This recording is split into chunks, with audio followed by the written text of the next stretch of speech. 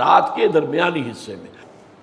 تہجد اصل میں جسے کہتے ہیں وہ نہیں ہے کہ جو عام طور پر لوگ فجر سے کچھ دیر پہلے جاگ گئے اذان سے اور جلدی سے 8 نفل پڑھ لیے، یہ تہجد نہیں ہے۔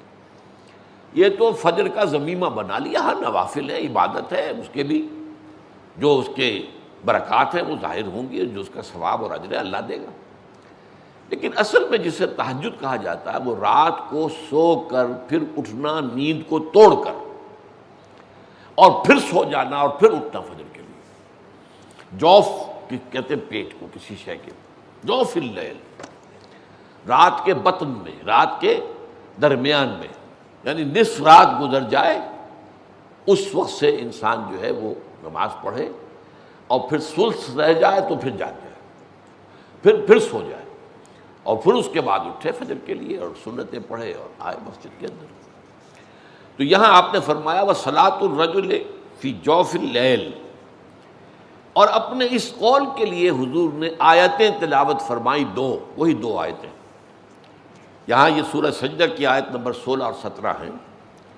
تَتَجَافَىٰ جُنُوبُهُمْ عَنِ الْمَضَاجِعِ، اللہ تعالیٰ اپنے خاص محبوب بندوں کی یہ صفات بیان کر رہا ہے کہ ان کے پہلو اپنے بستروں سے علیحدہ رہتے ہیں، رات کے وقت جاگتے رہتے ہیں، بستر پر لیٹیں گے تو سو جائیں گے۔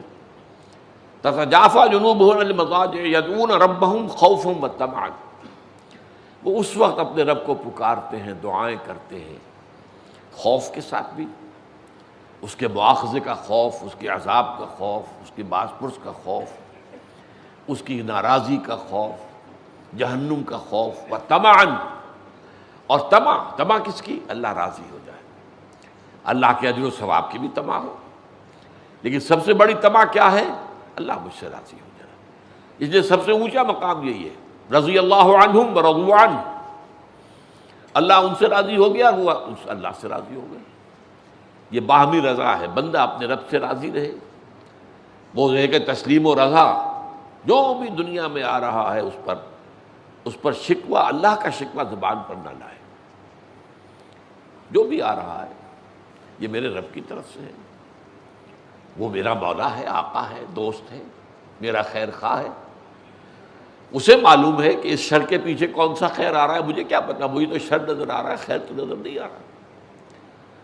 اس لیے فرمایا گیا کہ ہو سکتا ہے عسیٰ ان تکرہوا شیئا وہو خیر لکم وعسیٰ ان تحبوا شیئا وہو شر لکم واللہ یعلم وانتم لا تعلمون، ہو سکتا ہے تمہیں کوئی چیز بری لگے حالانکہ اسی میں تمہارا خیر ہو، عین ممکن ہے تمہیں کوئی چیز اچھی لگتی ہو حالانکہ اس میں تمہارے لیے شر ہے، اللہ جانتا ہے تم نہیں جانتے۔ اس کیفیت کے اندر دنیا کی زندگی گزارے، اللہ تعالیٰ آخرت میں اسے راضی کر دے گا۔